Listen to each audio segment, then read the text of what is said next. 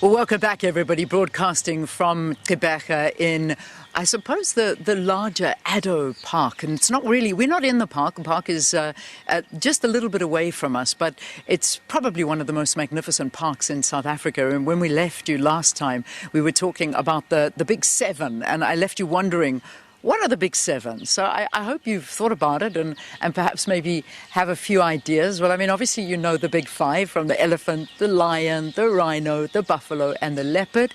But of course, when you add in the Big Seven, and that's what the Addo have got, we're talking about the southern right whale and, of course, the great white shark. So those are what are on offer when you do come and visit this. But, you know, this is just one of the many SANParks around the country, and the magnificent SANParks, and ones that have now been given a new vision. And that vision is Vision 2040. We had the board chair in the first hour of the program giving us the idea of what they are imagining or reimagining that parks will look like, being more integrated when it comes to communities, when it comes to the environment, when it comes to industries, and so many more aspects that are involved in this vision. Of course, it was now the very first Indaba that's being held, and here in the Eastern Cape is where they decided would be the very first time that it would be held. But it was a year ago that this vision was announced, and now it's a matter of going out and being in all of the different provinces. And I have a kind of idea that each year a new province will get the opportunity to host this Indaba, and they'll move forward and find out. Today's going to be a big day of deliberations and a lot of the communities coming together and talking about it. But I need to speak to the minister who's with us. He spoke yesterday and he put a big stamp of approval on Vision 2040. And I have got him here with us this morning so we can get a little bit more about it. Minister Dion George, he of course, Dr. Dion George is the Minister of Forestry, Fisheries, as well as the Environment. It's so lovely to have you, and thanks for coming so nice and early to the show this morning. Well, thank you very much. It's very exciting to be here in the great province of the Eastern Cape. It really is beautiful, as you said. Oh, it's such a pleasure to be here. It really is. But let's talk about this now. Yesterday, I heard you putting a stamp of approval on Vision 2040. From your perspective, why is it so important, and why are you happy to back it? I'm very, very happy to back it because, as the new government said in the beginning, we are going to govern differently. And this is about difference. This is about doing conservation differently. We all know the concept of obviously protecting your wildlife, protecting your environment. And to many people, that means lock it up, hide it away, protect it. What we are saying is open it up and protect it. Because the way you protect our amazing, iconic animals is for communities who are around the areas to protect them themselves. Because if people believe and they participate and they know that these amazing creatures are also theirs, everybody owns a bit of our wildlife. Everybody will then know that I want to protect it because it's mine. And also, if people are living nearby and living in poverty, it's very difficult to live in poverty. What we want to do is to take our assets and make sure we can leverage off them sustainably. So ecotourism, for example, we have one of the most magnificent countries on earth. Then why is it that many of our communities around our parks, for example, are still battling with poverty and unemployment and inequality? We want to change that. And that's what this concept is all about. So it's reaching out beyond the borders of the park to the communities around to say, how do we then leverage our amazing assets that we are protecting? How do we leverage that and bring our communities along with us? And that's what this Indaba is all about, is to talk to the people around, because there is no separation between the environment and people. We can't see it separately. The world is changing for the better, where we are very much aware that the environment is fundamentally important to us, because without a healthy environment, without a thriving environment, human beings cannot survive. Yeah, and that's the reality. And I think we're realizing this more and more and more. And conservation, the environment, should be top of everyone's agenda. It really should be, because we're seeing it moving in such a fast way. I think faster than any scientist had ever predicted, that, you know, the world is changing and we need to be a part of this change in a good way. So obviously this is something that we need assistance from from the top government levels, which we've got here, as we're hearing. But you also need assistance from the province, from the municipalities, and most importantly, from business. How do you envision that this assistance and this partnership will work out? Well, as you were saying, we are in the midst now of a climate crisis. The climate change is accelerating and it affects all of us. This is an existential crisis. So we all have to be in it together. So it is so that all the municipalities and the provinces do actually need to have a climate adaptation plan. My department is responsible for the overall macro plan. So we will be working together because we must. So that's one of the things that already bind us. Now, business is fundamentally important in our country because obviously what does business exist for?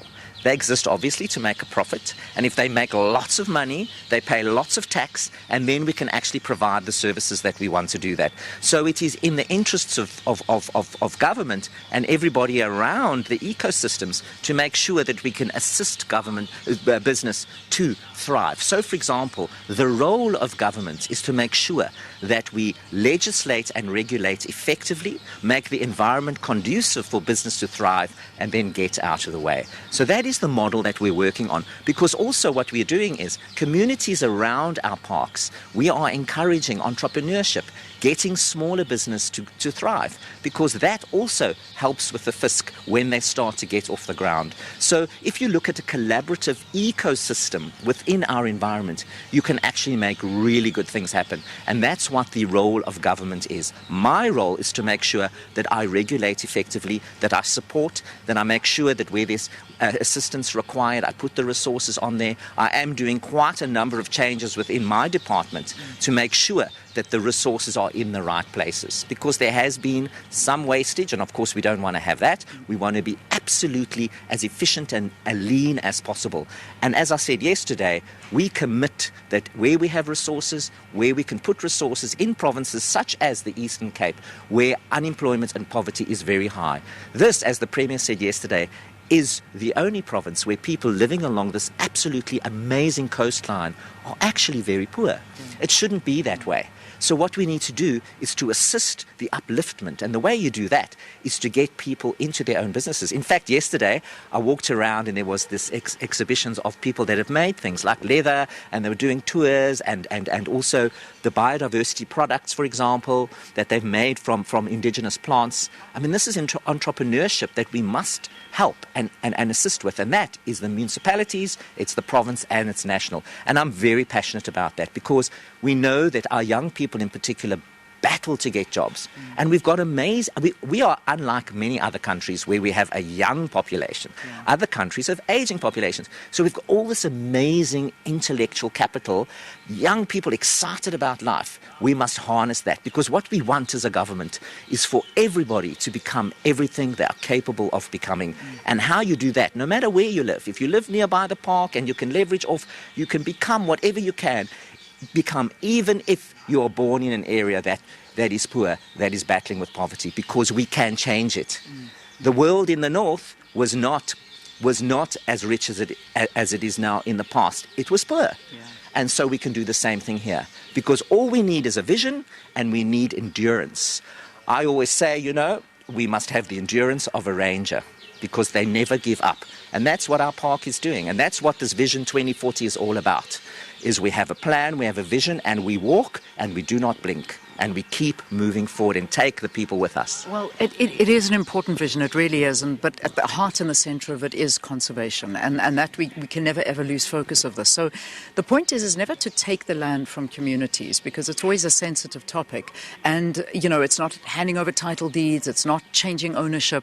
It's about partnership.